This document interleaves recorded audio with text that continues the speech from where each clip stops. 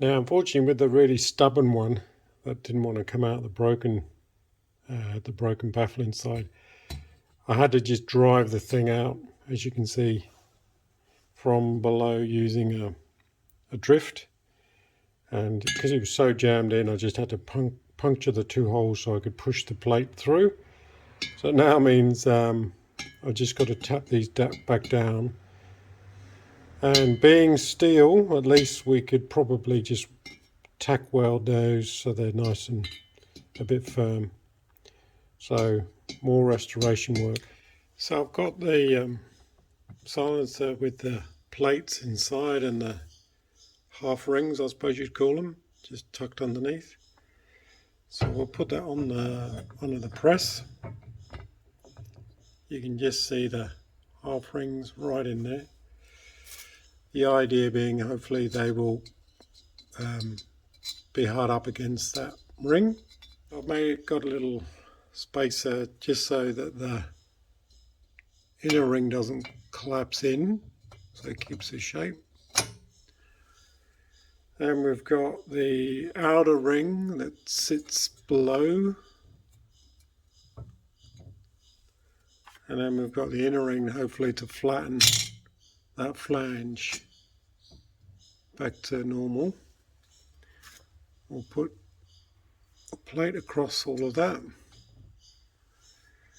and we'll press it in. Just line it up a bit with the press is a bit crooked. You can see it's not square at the moment, so let's see if this squashes.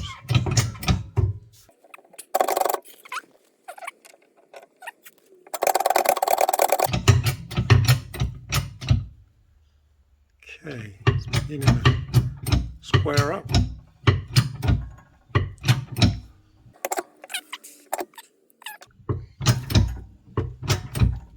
4 tons. So what I did was to try and get this profile back on the good one was I just got some galvanized tube that's a bit longer than the can, so that went over the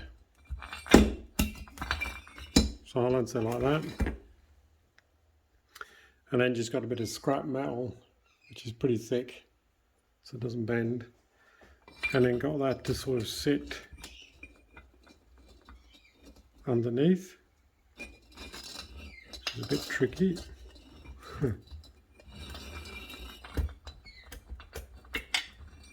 It's all a bit of a fiddle, but it sort of works.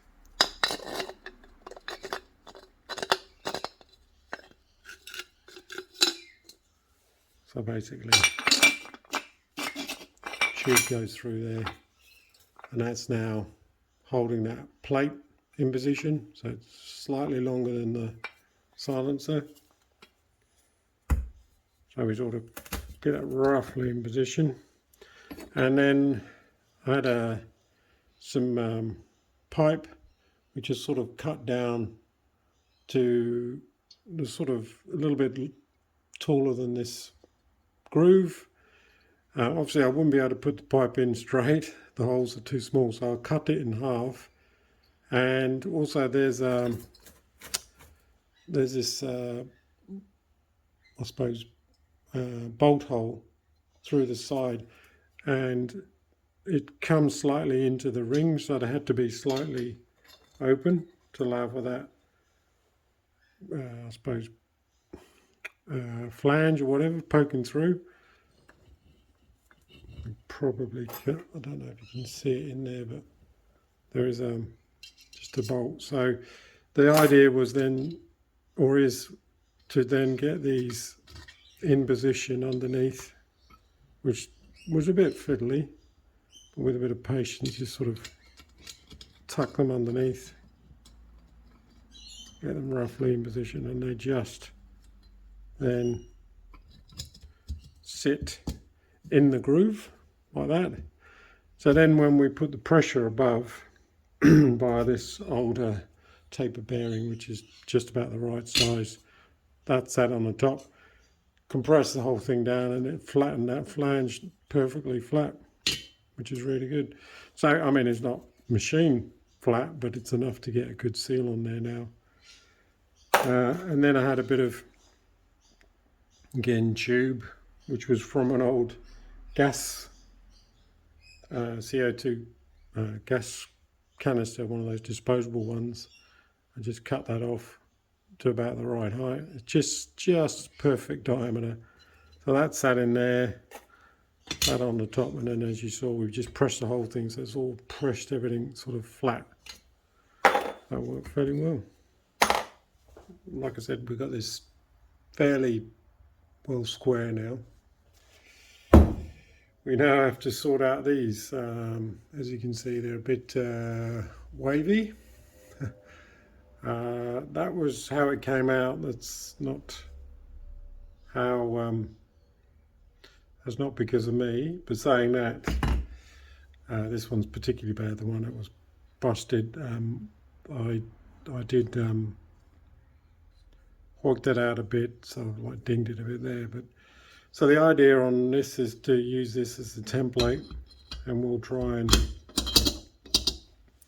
repeat the exercise like we did before, and drop a ring over the outside to push that, hopefully make it nice and round and smooth, and at the same time get the inner ring to we'll rig something up to get that so that's flattened out as much as we can. So we need a taller ring now. That's the problem. We need to be clearing the end of the exhaust tip, so it needs to be a bit higher so we can push down on top of that and then still support it from below. Okay, so we've got the slightly different tubes at different heights to get that curve, hopefully, and we'll just position that so it sandwiches it like that, and then we put our plate across the top and we'll hopefully squash it flat.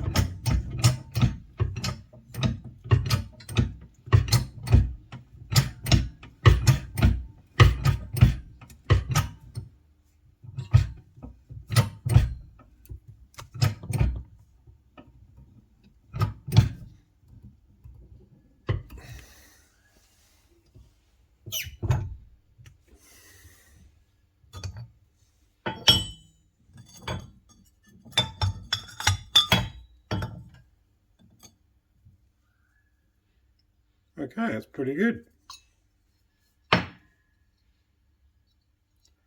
It's sort of got the circle back. It's dimply as all hell, but it's a lot better than it was.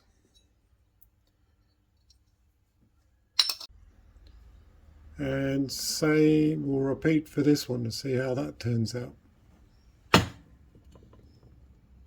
Now we need to drop this in the middle.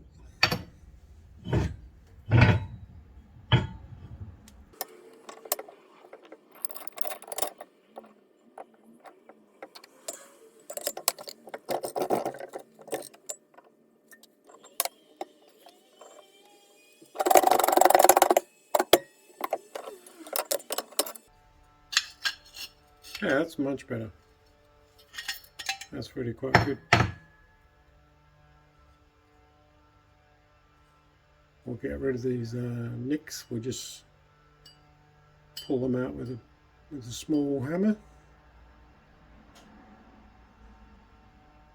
That looks alright. Not better than what it was. So I've managed to knock out the divot that was in the bottom there. It was like half blocking the tube. So that's that done. Now I need to fabricate one of these.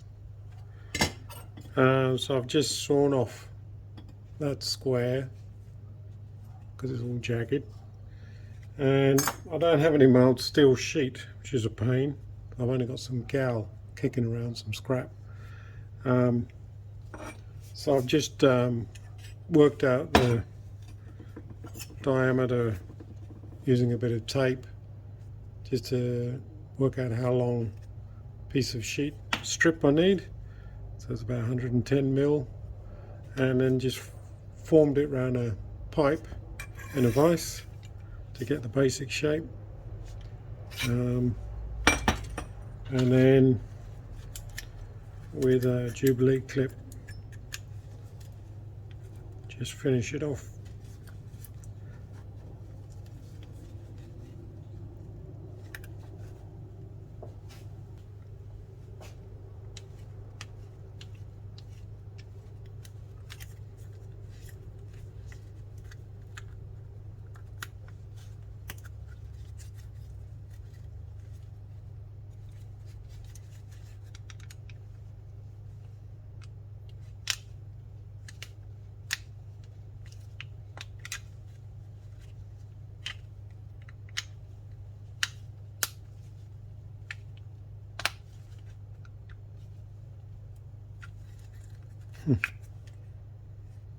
So that's that.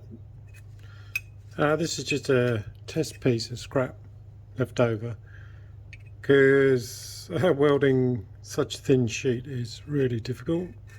I don't know if it's going to work.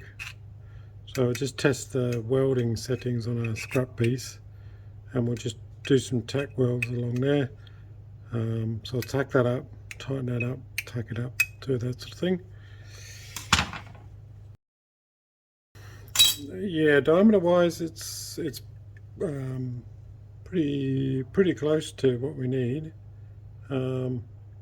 It's only a push fit, so as long as it doesn't rattle around and goes through the hole, hopefully it's good.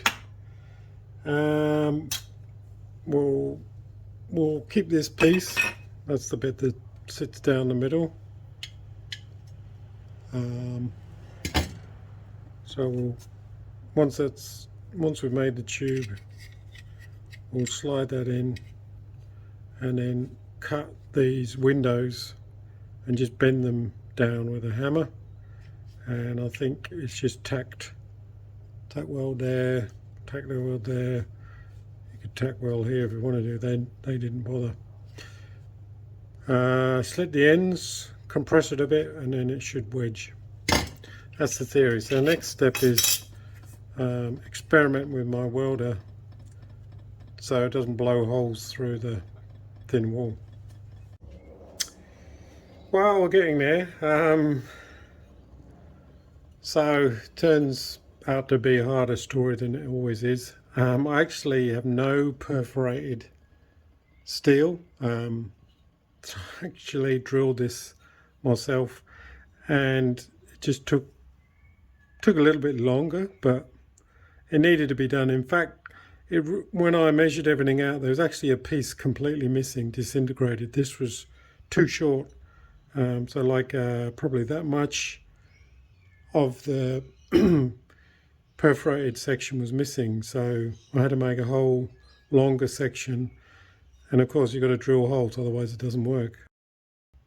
So yeah, so that's done, and this bit on the back is now done. So I've cut the slots. Now I've just got to put the depression in there, push that down so it makes this bend, and I think we're okay. It seems to fit, line up with the back pretty well, and the bolt hole is about there. That lines up, and it just lines up and engages at the end, but not too much so, because there's a flange that goes across the top of that. Yeah, so this is turning into quite a weekend project. Still not finished. So what I'm thinking about doing now, I've sort of understood how this whole thing is constructed. I'm going to buy some perforated tube or sheet in mild steel, thin wall tube of this diameter, which is the same as that, and then just some sheet steel which I can cut out and probably fabricate the whole thing from scratch.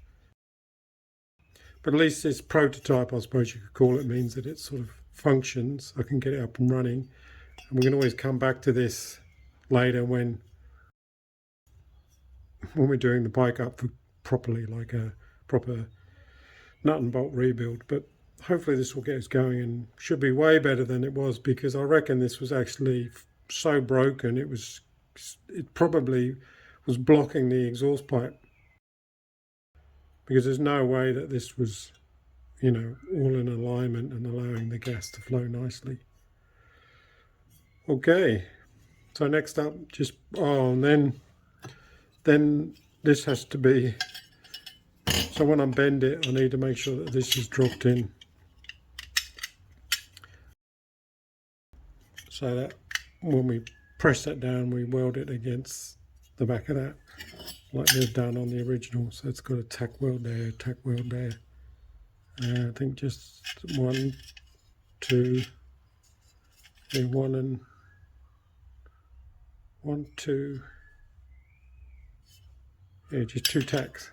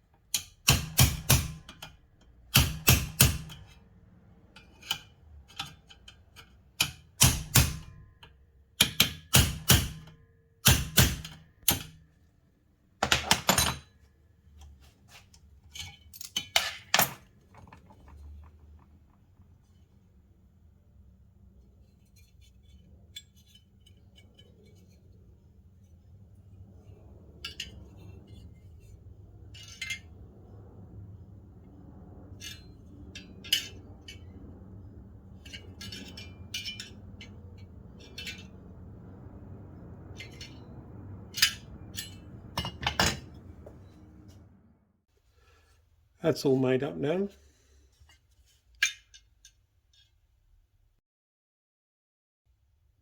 Just tack welded it in place.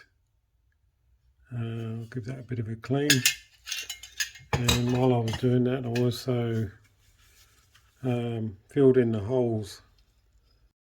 It's not beautiful, but it's given it strength back and sealed it off.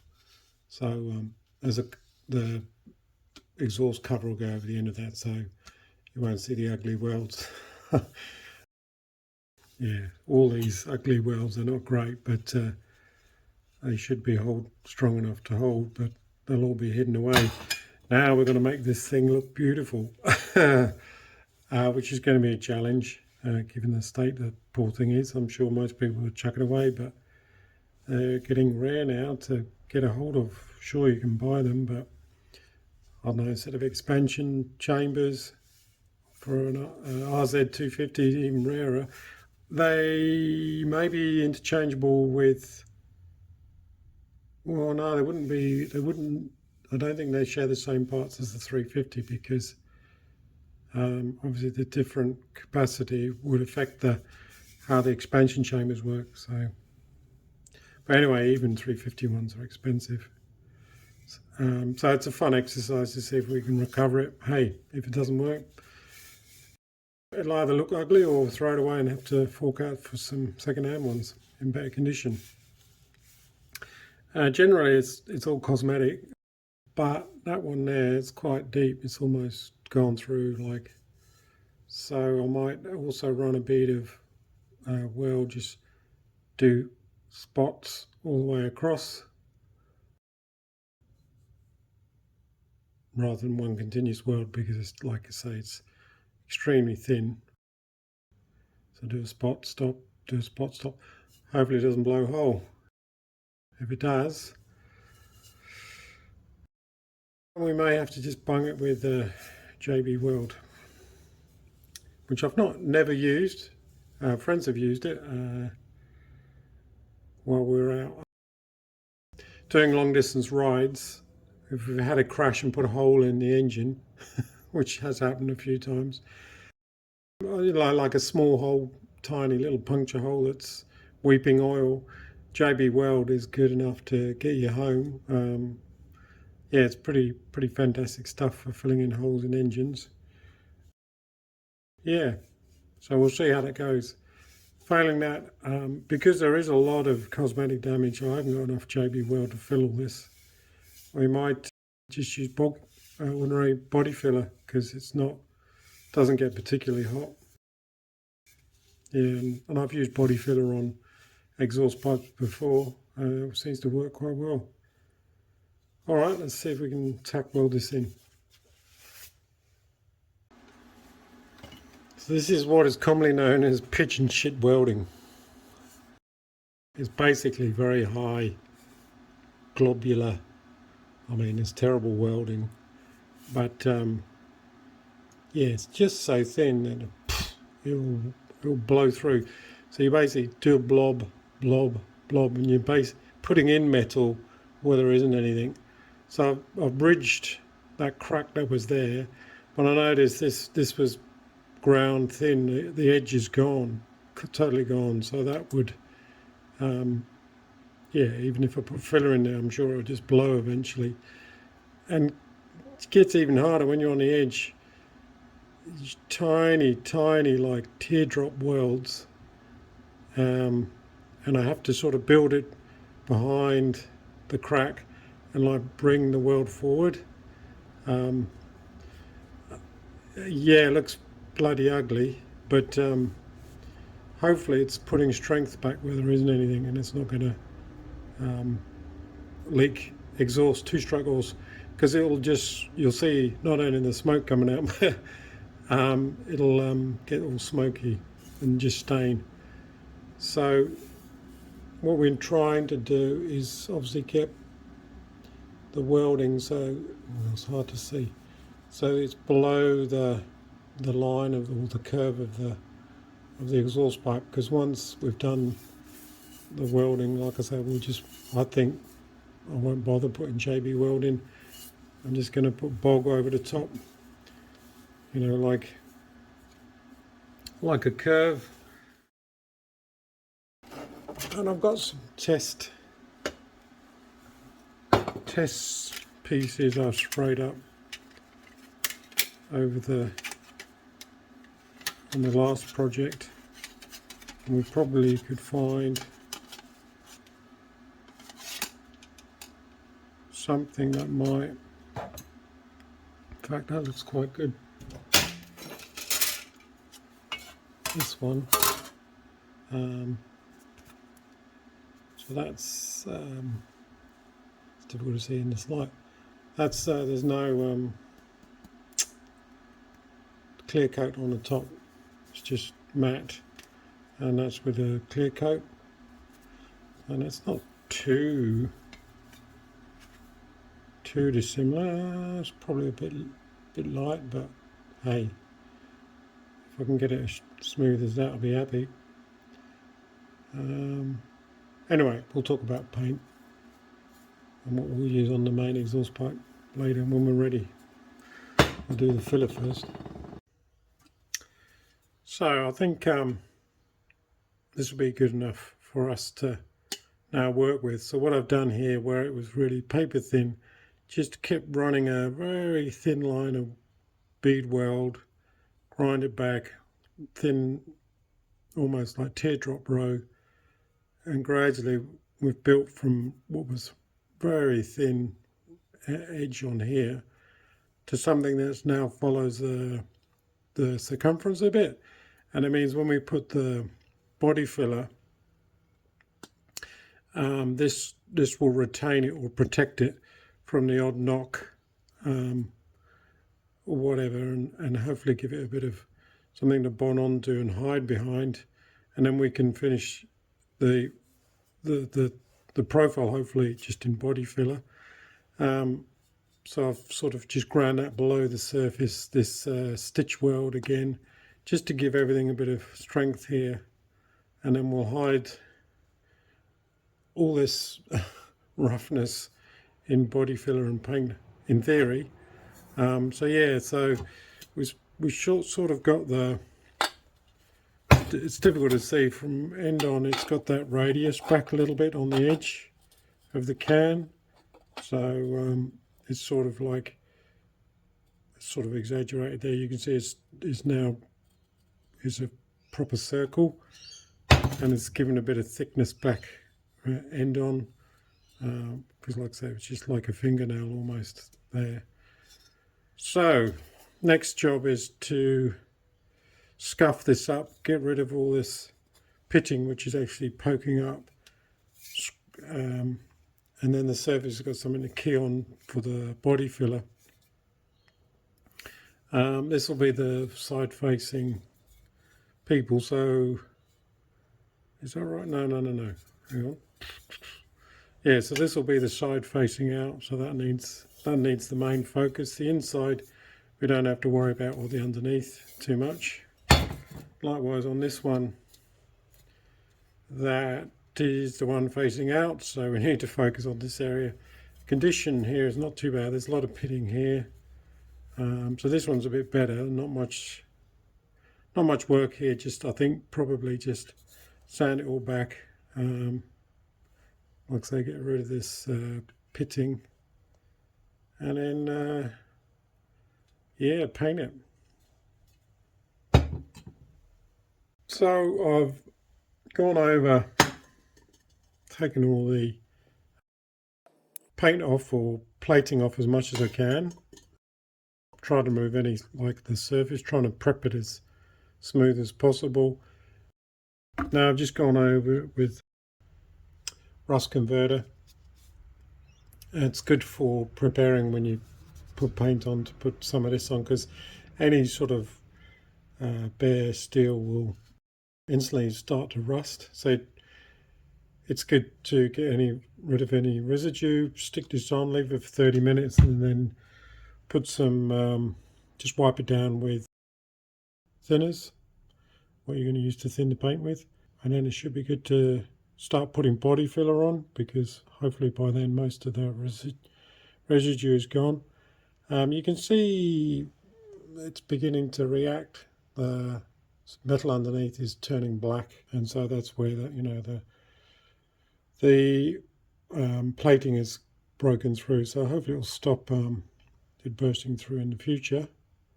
Anyway, it doesn't take much to put on some rust converter, and it's a good way to clean the parts. I've also done the same with the end, on the end caps here of the silencers. I'm not going to bother painting inside because that's going to be full of two-stroke oil. So we'll just leave those for 30 minutes. I'll then give it a wipe with thinners and on with the body filler.